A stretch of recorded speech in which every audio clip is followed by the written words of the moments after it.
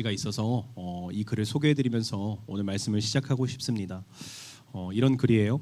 당신의 믿음은 현실을 이끌어가고 있습니까? 아니면 믿음이 현실을 이끌어가고 있습니까? 믿음이 마음에 휩쓸리고 있습니까? 아니면 마음이 믿음에 의하여 변화받고 있습니까? 현실이 차가워도 식지 않는 믿음이 있대요. 마음이 무너져도 변하지 않는 믿음이 있대요. 형편이 좋지 못해도 충분한 믿음이 있는 사람이 있대요. 계시록 말씀에 의하면 차든지 뜨겁든지 하라라고 명령조로 기록이 되어 있습니다. 현실이 차가워도 마음이 무너져도 형편이 좋지 못해도 나의 믿음은 주님을 향해서 늘 뜨거운 믿음을 가지고 있는가? 오늘 주님께서 우리를 일으키십니다. 낙심한 신앙생활에 때로는 내가 가지고 있는 이 미지근한 믿음의 모습에 주님께서 오늘 일으켜 주시는 거예요. 뜨거운 믿음의 자리로, 뜨거운 신앙생활의 자리로 주님께서 그 낙심 가운데 일으켜 주시는 겁니다. 주님께서 역사하신다 하실 때 은혜를 받아 누리고 역사함 받는 우리 성도님들 되시기를 주님의 이름으로 축복합니다.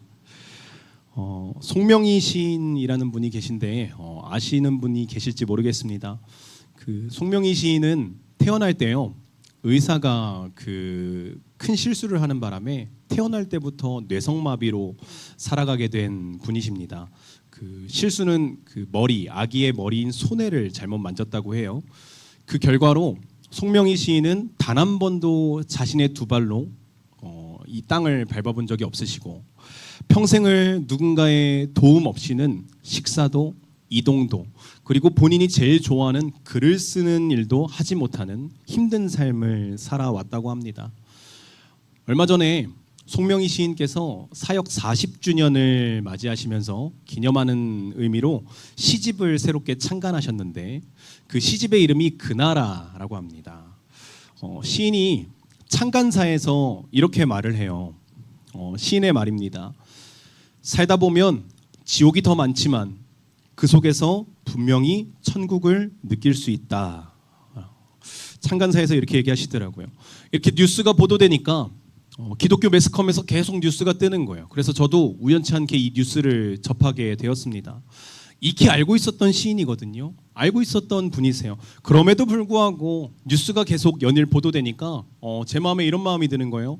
이 시인이 어떤 인생을 사셨는지 궁금하다. 더 알아보고 싶다. 이런 마음이 들었던 거죠. 시인께서 쓰신 유명한 시 한 편이 곡조가 붙어서 찬양이 되었잖아요. 그래서 그 찬양의 고백이 이제 이 고백이죠. 나 가진 재물 없으나 나 가진 지식 없으나 공평하신 하나님이 나 남이 가진 건 나 없지만 공평하신 하나님이 나 남이 없는 것 갖게 하셨네. 이제서 좀 아시는 분들 기억나시는 분들이 계신 것 같습니다. 지금으로부터 30년 정도 전에요. 1996년도 그쯤에 KBS TV 그 열린음악회에서 송명희 시인께서 나오셨어요. 그리고 그 당시에 MC이신 분과 함께 이 찬양을 같이 고백을 하시더라고요. 시인께서 관중석 맨 앞에 휠체어를 타고 앉으셔서 MC가 찬양을 부르시면 온몸을 다해서 움직여지지 않는 몸을 어떻게든 애쓰시면서 몸으로 찬양을 하시면서 예배를 드리시는 모습을 봤습니다. 제가 그 영상을 보고 참 하나님 앞에 진실되게 서시려고 노력하신다. 이런 마음이 들던 찰나에 우연치 않게 5년 전에도 열린음악회에 또 나오셨던 것을 알게 됐습니다. 한 2000년도쯤에 나오셨더라고요. 그래서 이 영상도 한번 보면서 역시나 하나님 앞에 또 예배를 드리시구나. 그래서 이 영상을 제가 준비해 와봤는데요. 우리 같이 영상을 보시면서 같이 찬양 고백하시고 우리 같이 마음으로 함께 하셨으면 좋겠는데 유튜브에는 송출이 될 수 없습니다. 그래서 우리 같이 이 자리에 계신 분들만 같이 보는 걸로 하겠습니다. 우리 영상 틀어주시면 같이 찬양 같이 고백해 보겠습니다.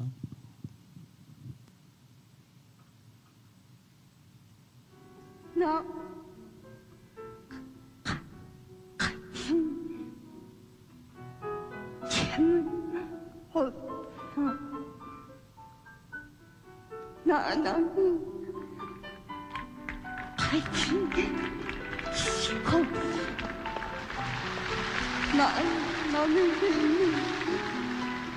방금 야, 나 나는 없는 것 내성마비라는 장애를 넘어서 아름다운 시로 우리들 마음에 감동을 불러일으키는 분입니다.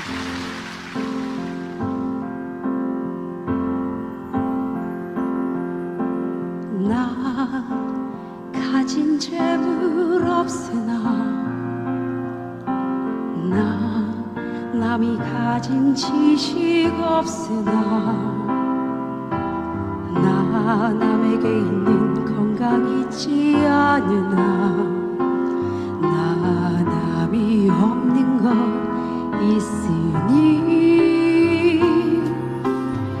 나 남이 못 본 것을 보았고 나 남이 듣지 못한 음성 들었고 나 남이 받지 못한 사랑 받았고 나 남이 모르는 것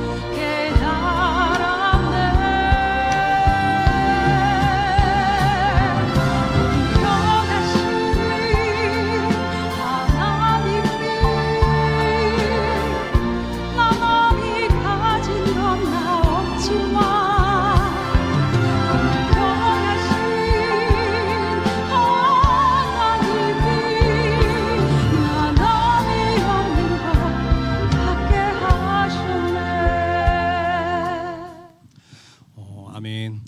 찬양 잘 들으셨나요? 같이 고백하시는 분들도 계신 것 같고 눈시울을 붉히시는 분들도 계신 것 같아요. 어떤 마음으로 들으신 것 같으세요? 마음에 남아있는 게 어떤 게 남아있는 것 같으신가요? 찬양은 은혜롭게 들었지만 사실 제 마음은요, 공평하신 하나님, 이 가사에 공감이 그렇게 잘 되지는 않더라고요. 쉽지 않았다는 표현이 더 정확할 것 같습니다. 하나님 공평하시지 라고 말하기는 쉽지만 조금 더 생각해 보면 어떻게 공평하시지? 사람들은 이렇게 다 다른데 믿는 사람도 다르고 믿지 않는 사람도 달라요. 부도 다르고 재능도 다르고 뭐 외모도 형편도 상한 처한 상황도 다르고 현실도 다르고 부모도 다르고 자식도 다르고 심지어 국적도 성별도 다 다른데 어떻게 공평하시지라는 생각이 제게 드는 솔직한 마음이었습니다. 공평하다라는 것은 어떤 의미가 있는 걸까요? 송명희 시인은 열린 음악회 무대에 앉아서 휠체어에서 움직여지지 않는 몸을 애써 움직이시면서 떨리는 목소리로 말합니다. 나 가진 재물 없으나. 그렇게 찬양하시죠. 그리고 카메라에는 수많은 사람들이 잡히면서 눈시울을 붉히시는 모습이 등장해요. 왜일까? 왜 저 사람들은 눈물을 흘릴까? 그에 준하는 삶의 힘듦이 있으신 걸까? 우리 삶은 전혀 공평하지 않은 것 같은데 왜 공평하다라고 찬양하고 계시며 왜 그들은 눈물을 보이고 있는 것일까? 이 시인의 삶을 냉정하게 한번 보세요. 삶의 결핍이 너무나도 명확하잖아요. 결핍은 숨기려고 하면 숨길 수 있는 분들도 계세요. 근데 송명희 시인이 갖고 있는 결핍은 숨길 수 있는 결핍이 아니에요. 만천하에 드러나는 결핍이죠. 유행은 지났지만 우리가 수저 이야기를 하잖아요. 금수저, 은수저, 뭐 흑수저 이런 이야기를 하잖아요. 아무리 좋은 수저가 왔다고 쳐봅시다. 금수저예요. 그런데 불편한 몸을 가지고 살아야 된대요. 금수저로 살 사람이 누가 있겠습니까? 다이아몬드 수저래요. 다이아몬드 수저가 있는데 절대로 두 발로 땅을 내디딜 수 없대요. 다이아몬드로 수저로 살 사람이 누가 있겠습니까? 그런데 어떤 수저인지도 모를 이 송명희 시인은 하나님이 공평하시대요. 하나님은 사랑이시래요. 그리고 이 찬양에 많은 사람들이 공감하며 눈물을 흘리는 모습을 보여요. 아마 저 같았으면요, 가장 먼저 원망부터 했을 거예요. 그 병원, 그 의사, 그 상황, 그 순간. 건강한 아기가 한순간에 뇌성마비가 되었는데 건강한 삶이 무엇인지도 인식하고 살아가기도 전에 내가 의도한 바 없이 내 뜻도 없이 나의 머리를 잘못 만지는 바람에 평생 이렇게 살아가게 됐다. 저는 평생토록 억울해하며 살았을 것 같아요. 그런데 어떻게 원망하지도 않고 오히려 감사하며 오히려 하나님은 공평하시다고 고백하며 살아갈 수 있을까? 나 남이 못 본 것을 보았고 나 남이 듣지 못한 음성 들었고 나 남이 받지 못한 사랑 받았고 나 남이 모르는 것 깨달았네. 도대체 남이 모르는 것이 무엇이길래 이렇게 고백을 할 수 있을까?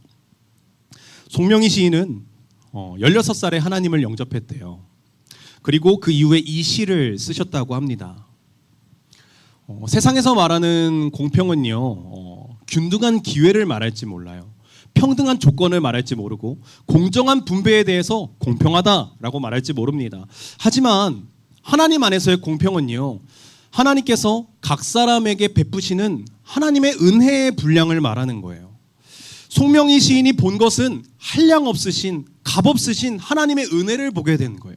대가 없으신 하나님의 은혜를 보게 된 거죠. 형편은 불공평했지만, 자신의 결핍을 어떻게 해도 숨길 수 없었지만, 형편 너머에 계신 하나님께서는 불공평하신 분이 아니셨던 거예요. 하나님이 자신을 아신다는 것, 자신을 사랑하신다는 것, 이 사실 하나만으로도 충분하고 모든 것을 다 가졌다고 고백할 수 있던 거더라고요. 한 단계 뛰어넘은 믿음이죠. 고린도후서 6장 9절 10절 말씀을 같이 한번 읽어보실까요? 우리 같이 앞에 있습니다. 읽겠습니다. 시작. 무명한 자 같으나 유명한 자요, 죽은 자 같으나 보라 우리가 살아 있고 징계를 받는 자 같으나 죽임을 당하지 아니하고 근심하는 자 같으나 항상 기뻐하고 가난한 자 같으나 많은 사람을 부요하게 하고 아무것도 없는 자 같으나 모든 것을 가진 자로다. 아멘. 네. 세상의 공평을 말하는 사람들은 무명한 자에서 끝날 거예요. 아, 무명하구나. 죽었구나. 징계를 받았구나. 근심하는구나. 가난하구나. 아무것도 없는 나는 그런 사람이구나. 공평하지 않구나. 그러나 주님 안에서 무엇인가, 나 남이 없는 것을 보았다고 말한 그 무엇인가가 있는 사람은 유명한 자가 되고 살아있는 자가 되고 죽임당하지 않은 자가 되고 날마다 기뻐할 수 있고 부요하게 하며 모든 것을 가졌다고 고백할 수 있게 되는 거더라고요. 오늘 이 자리에 계신 성도님들의 어려움을 저는 다 알 수는 없습니다. 누구라도 풀리지 않는 문제와 어려움이 있을 수 있잖아요. 그것을 다 알지 못하지만 세상과 믿음 사이에 씨름하고 있는 분이 분명히 계실 수 있잖아요. 말씀을 통해서 주님의 이름으로 선포합니다. 하나님께서 분명히 일으켜 주실 겁니다. 하나님께서 분명히 힘을 주실 겁니다. 낙심한 마음 위에 결심하도록 역사하실 거예요. 결심한 마음에 분명히 힘을 불어넣어 주실 거예요. 우리 하나님 좋으신 하나님이십니다. 우리 하나님 신실하신 하나님이십니다. 그냥 좋으신 게 아니에요. 항상 좋으세요. 그냥 신실하신 게 아니에요. 항상 신실하세요. 하나님께서 우리의 인생의 고단함에 위로로 충만하게 역사하십니다. 이 은혜를 다 받아 누리는 우리 성도님들 되시기를 주님의 이름으로 축복합니다. 시편 13편에 다윗의 고백을 이제 같이 보려 합니다. 저는 다윗의 인생을 보니까 네 글자로 자주 표현하게 되더라고요. 다윗의 인생은 기구하다. 다윗의 인생은 기구합니다. 기구하다라는 것은 순탄하지 않다라는 거죠. 탈이 많다라는 거죠. 다윗의 인생은 늘 기구합니다. 오늘 함께 읽은 본문 1절 말씀만 보아도요, 다윗의 인생 정말 기구하다 라는 것에 공감이 되시고 이해가 되실 겁니다. 우리 같이 1절 말씀 읽어보실까요? 읽겠습니다. 시작. 여호와여 어느 때까지니까 나를 영원히 잊으시나이까 주의 얼굴을 나에게서 어느 때까지 숨기시겠나이까. 아멘. 제가 시편을 통독할 때는요, 13편 1절을 읽었으니 2절을 읽어야겠다라는 마음으로 시편을 읽어나갔습니다. 그런데 말씀을 준비하려고 말씀 앞에 보니까요, 이 13편 1절이라는 말씀이 그냥 넘어가는 말씀이 되어서는 안 되겠더라고요. 여호와여 어느 때까지니까 나를 영원히 잊으시나이까. 반복해서 읽고 또 읽고 또 읽으니까 단순한 고백이 아니다라는 것이 깨달아졌습니다. 13편 1절 말씀은요, 한 사람의 절규이자 한 사람의 마음이 무너져가는 상황 가운데 하나님께 고백한 것이다 라는 것이 분명하다라고 저는 생각했습니다. 다윗은 기름 부음을 받았잖아요. 소년 시절에. 이 기름 부음을 받는다는 것은 나중에 왕이 될 거야 라는 이야기잖아요. 다윗은 어렸을 때부터 왕이 된다라는 사실을 알았어요. 과거에 형님들 도시락 배달하던 시절이 있었잖아요. 코흘리게 시절에. 형님들은 전쟁터에 나가고 양떼를 치며 나갔을 때 도시락 배달을 하면서 살아가고 있었는데 어느 날 불현듯 갑자기 원한 적은 없었지만 당대 최고의 사사 사무엘을 통하여서 기름 부으심을 받는 거예요. 은혜를 받는 거예요. 왕이 된다라는 이야기를 듣는 거예요. 여러분, 하나님의 은혜는요, 불현듯 갑자기 원한 바 없었을 때 찾아오기 마련입니다. 내가 원한 바가 없었지만 하나님의 은혜는 찾아와요. 그런데 무엇이 중요하냐면 이것이 하나님의 은혜인지 알아보는 눈이 중요하다라는 거죠. 참 이상하게도 기름 부으심을 받고 왕이 되는 줄 알았는데 수년간 감감무소식인 거예요. 수년간 아무렇게도 내가 왕이 된다라는 것에 피부로 느낄 수 있는 변화가 없는 거예요. 그런데 생각해 보니까 무소식인 거는 괜찮다고 쳐요. 그냥 어렸을 때 어른들이 지나가면서 덕담해 주시잖아요. 너 커서 잘 될 거야. 너 커서 뭔가 할 것 같아.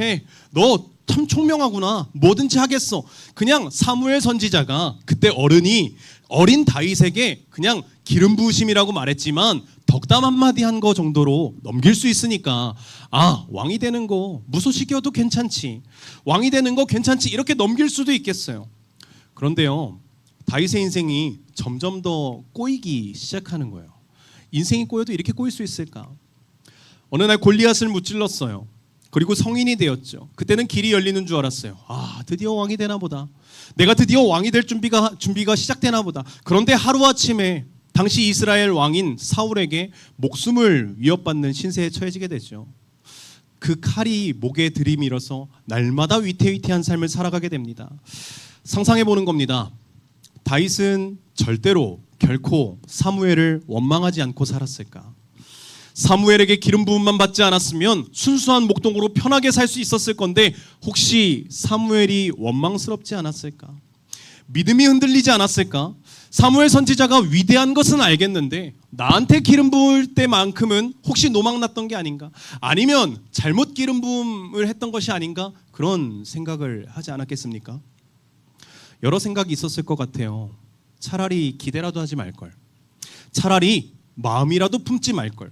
차라리 소망이라도 갖지 말걸. 왜 기름 부음은 받아가지고 왜 왕이 된다는 이야기는 들어가지고 도대체 내 인생은 어떤 인생이길래 날마다 위태위태하게 줄타기 인생을 해야 되는 것인가? 참 기구하다. 어려울 때는 주변에 늘 사람이 없는 것 같아요. 다윗이 참 어려울 때, 그 칼에 목숨을 위협받을 때 주변에 사람이 아무도 없더라고요. 고독하고 외롭게요. 심지어 식물도 동물도 없어요. 아무도 없는 그 광야에서, 그 동굴에서 고독하고 외롭게 다윗이 절규를 하고 있더라고요. 먹을 것은 잘 먹었겠습니까? 입는 것은 잘 입었겠어요? 허름하게 입었겠죠. 다윗은요, 그 금지된 성소의 진설병도 먹었던 사람이에요. 얼마나 먹을 게 없었으면 그 제물로 올려진 그 음식도 먹었겠습니까? 처량한 인생 다윗. 홀로 있는 그 동굴에서 하나님께 절규하지 않고는 못 버티는 마음이 바로 시편 13편 1절의 고백인 겁니다. 어느 때까지입니까? 나를 영원히 잊으셨습니까? 이런 절규가 나오기 위해선 분명히 수많은 마음의 번민이 있었을 거예요. 다윗이 자기의 번민을 시편 13편 2절에 말합니다. 같이 읽어보시겠어요? 시작. 나의 영혼이 번민하고 종일토록 마음에 근심하기를 어느 때까지 하오며 내 원수가 나를 치며 자랑하기를 어느 때까지 하리이까? 언제까지입니까, 주님? 언제까지입니까? 나의 고난은 언제까지입니까?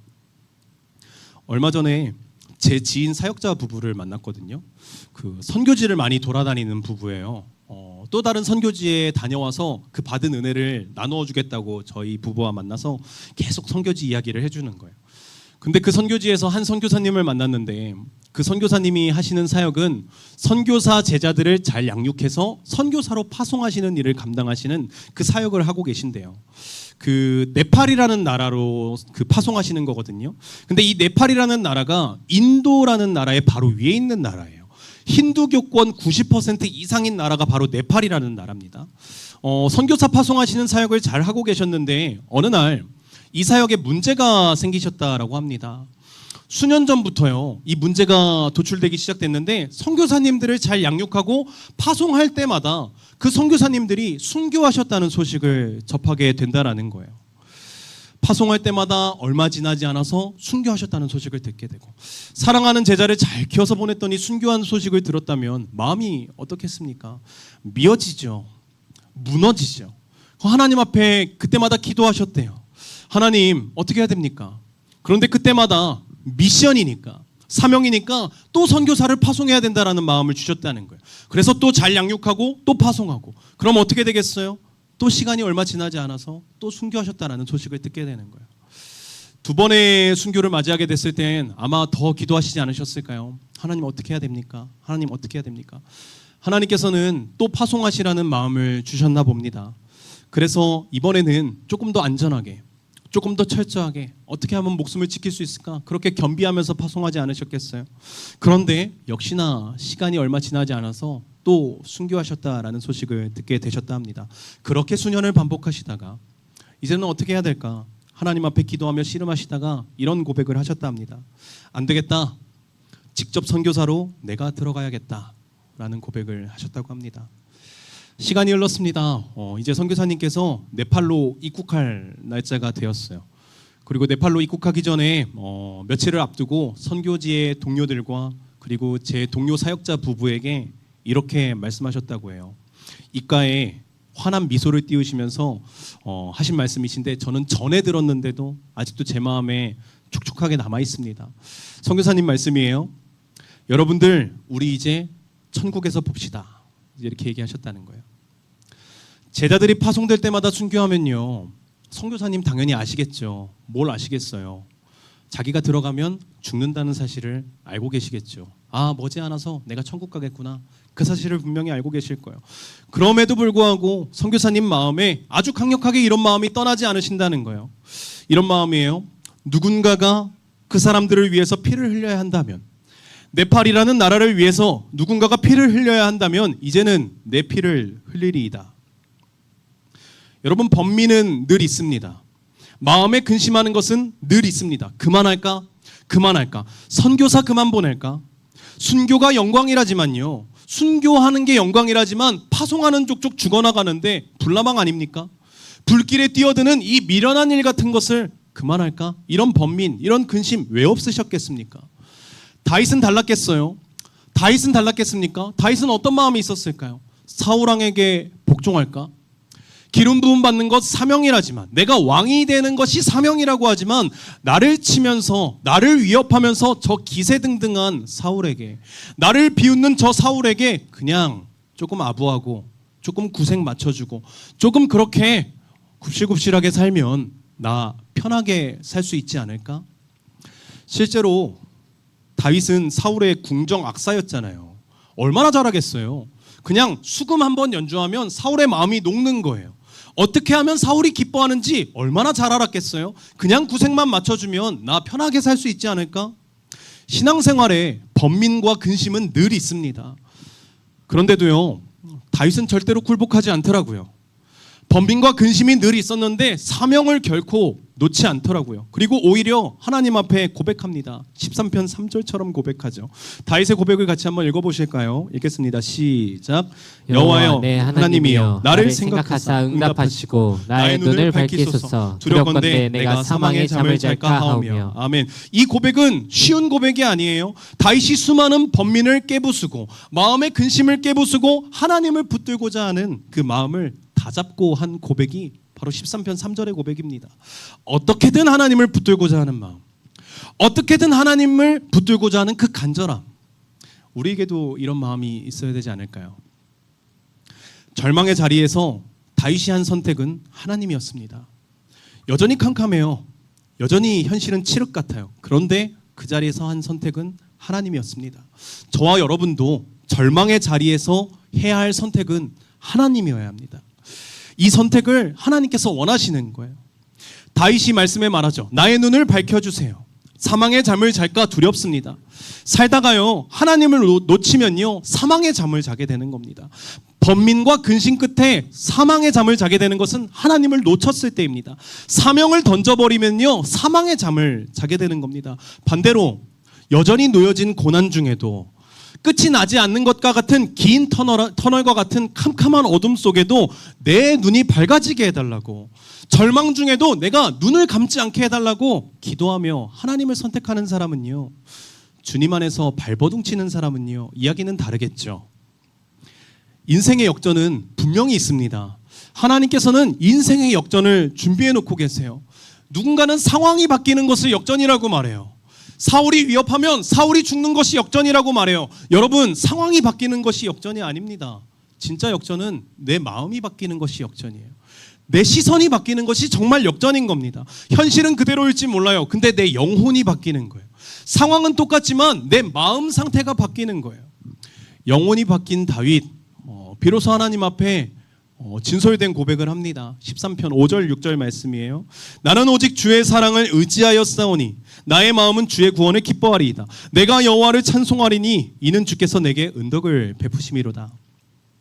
여러분, 캄캄한 현실이 계속되더라도 주님을 의지하는 자는 늘 찬송하게 됩니다.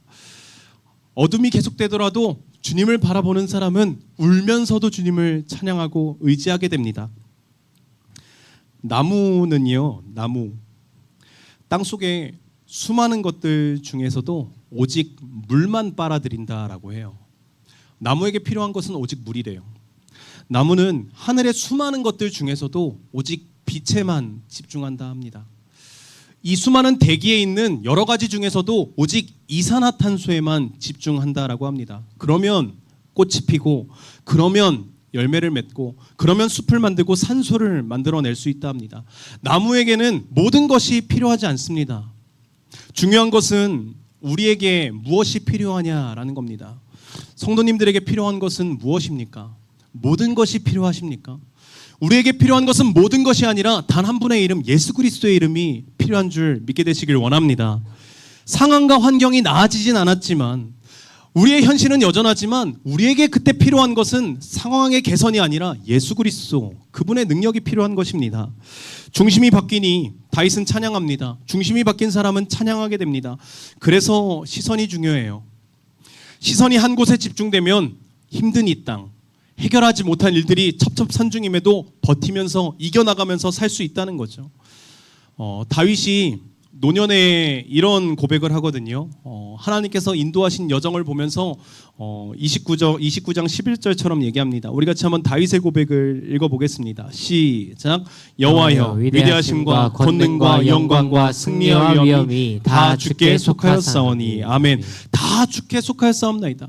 모든 것이 다 주께 속하였사옵나이다. 위대하심도 권능도 영광도 승리도 위엄도 다 주께 속하였사옵나이다. 내 인생도 주님께 다 속하였사옵나이다. 노년에 이른 다윗이요, 그 늙은 다윗이 깊은 숨을 내뱉으면서 이런 고백을 하는 거예요. 기름 부음을 받고 그렇게 힘든 여정을 살아오면서 절망 가운데 연속이었지만 지금까지 나를 살아가게 하신, 지금까지 나를 인도하신 하나님 앞에 고백하는 거예요. 다 주께 속하였사옵나이다. 왕자에 앉은 그는요, 자신이 왕이 아님을 고백해요. 분명히 왕이 맞으면서도 본인은 왕이 아니라 말합니다. 다윗의 말년, 부국강병한 이스라엘, 태평성대한 이스라엘, 성전 건축을 앞두고 있는 이스라엘, 고민과 근심은 다 떠나간 이스라엘, 그러한 좋은 환경을 놓고서 말합니다. 나는 왕이 아닙니다. 하나님만이 나의 왕이십니다. 성도님들의 인생의 왕은 누구이십니까? 절망 중의 왕은 누구시며 아주 행복한 형통한 중의 왕은 누구십니까? 다윗의 인생은 기구했지만 하나님께서는 그의 인생을 역전시키셨습니다. 하나님께서는 일으켜 주시는 분이십니다. 하나님께서는 눈물 위에 역사하시고 희망의 불씨를 붙이시는 분입니다. 요한복음 5장에 보니까요, 38년 된 병자가 있더라고요. 38년 동안 병으로 누워 있기만 했대요. 예수님은 그 사람에게 다가가서 이렇게 말씀하세요. 일어나라, 내 자리를 들고 걸어가라. 예수님께서 하신 말씀은 단 한마디였어요. 일어나라, 내 자리를 들고 걸어가라. 안진뱅이는요, 그 자리에서 즉시 일어났어요. 그가 일어날 수 있었던 유일한 힘은요, 자신의 힘도 아니요, 요즘 말하는 재활훈련도 아니요, 심지어 수많은 사람들이 희망하고 있는 베데스다 못에 몸을 담근 것도 아니었습니다. 그가 일어날 수 있는 유일한 힘 단 한 가지는요, 바로 예수님의 능력, 바로 예수님의 말씀, 그 말씀을 의지하여서 일어나게 된 것입니다. 38년 된 안진뱅이의 입장에서 생각해 보십시오. 다리에 근육이 붙는다라는 것을 알겠습니까? 근육이 붙는 것을 몰라요. 일어난다는 경험도, 일어난다는 느낌도 몰라요. 그런데 어떻게 일어나요? 어려서부터 기고, 어려서부터 일어나고, 어려서부터 걷고 뛰고 연습을 해야 걷는다는 것을 알고 뛴다는 것을 알아야 되는데 경험이 없는데 어떻게 일어나 걸을 수가 있겠어요? 걷는다는 것이 무엇인지도 모른대요. 그런데 그의 앞에 지나가시는 예수님의 말씀, 단 한마디의 말씀으로 이 38년 된 병자는 일어난 겁니다. 송명희 시인도요, 다윗도요, 이 안진뱅이도요, 그러한 예수님을 만났습니다. 오늘 이 자리에 있는 저와 여러분에게도 예수님께서 분명히 지나가십니다. 은혜로 지나가시고 말씀으로 지나가시고 불현듯 지나가십니다. 그때 은혜가 분명히 찾아오게 될 겁니다. 오늘 우리가 다시 한 번 더 일어날 수 있는 유일한 이유는 단 한 가지입니다. 내 경험이 아니죠. 내 재능이 아니죠.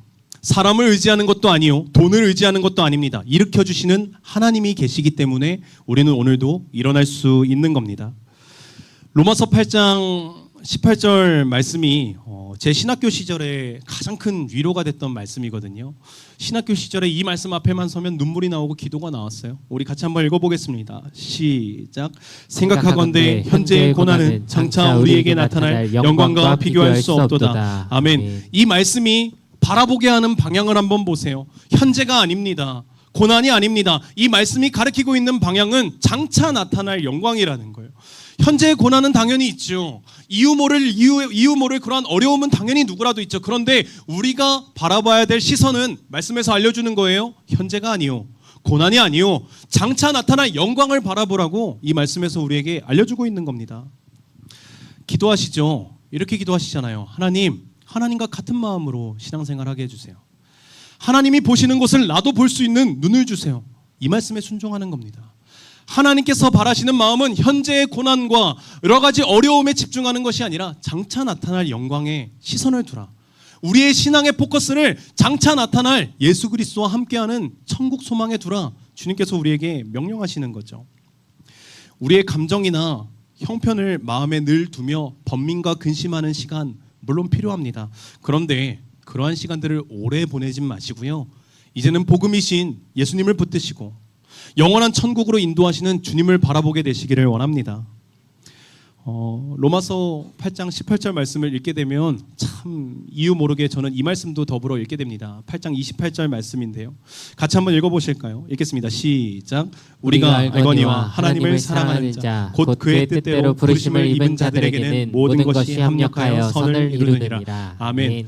혹시 살아오시면서 잊고 싶은 기억이 있는 참 힘든 순간이 있다라고 말할 수 있는 시간이 있으신 분 계세요? 아니면 오늘 이 순간이 빨리 지나갔으면 하는 숨막히는 터널이었다. 내가 지금 처한 환경이 빨리 지나갔으면, 빨리 회복됐으면 하는 그런 숨막히는 터널이다 라고 생각이 드시는 분 계십니까? 하나님께서는 실수가 없으시고 하나님께서는 신실하시기 때문에 어떠한 순간도요, 우리 절망의 순간도요, 하나님의 손에 붙들리면 반드시 선으로 빚어지는 재료가 될 겁니다. 고난은요, 하나님의 그릇이라고 말해요. 고난이 하나님의 그릇이래요. 그런데 그 그릇 안에 눈물이라는 재료가 있다면 분명히 하나님께서 선하게 합력하여서 역사하여 주신다 합니다. 지금은 보이지 않죠. 지금은 막막하죠. 지금은 얼른 지나가 버렸으면 하는 시간일 수 있죠. 그런데 하나님이 나와 함께 계시다는 믿음이 있다면 분명 이 긴 터널도 지나가게 된다라니까요. 이 긴 터널도 이겨내게 된다라니까요. 물론 흔들릴 수도 있습니다. 물론 넘어질 수도 있습니다. 그런데 우리의 방향은 바뀌지 않습니다. 이 터널을 지나가 천국 소망을 바라보는 방향이 바뀌지 않는 거예요. 주님과 함께하면 우리는 이 터널을 통과할 수 있게 됩니다. 살다 보면 지옥이 더 많지만 그 속에서 분명히 천국을 느낄 수 있다. 송명희 시인의 말처럼. 여러분, 천국은 우리 가까이 있습니다. 오늘도 천국이신 주님께서 우리의 앞을 지나가십니다. 오늘 이 시간 다시 한 번 더 하나님을 바라봅시다. 다시 하나님을 붙듭시다. 다시 주님의 이름 안에 거하는 은혜를 누립시다. 고린도후서 1장 5절 말씀 다시 한 번 더 읽어보시겠습니까? 읽겠습니다. 시작.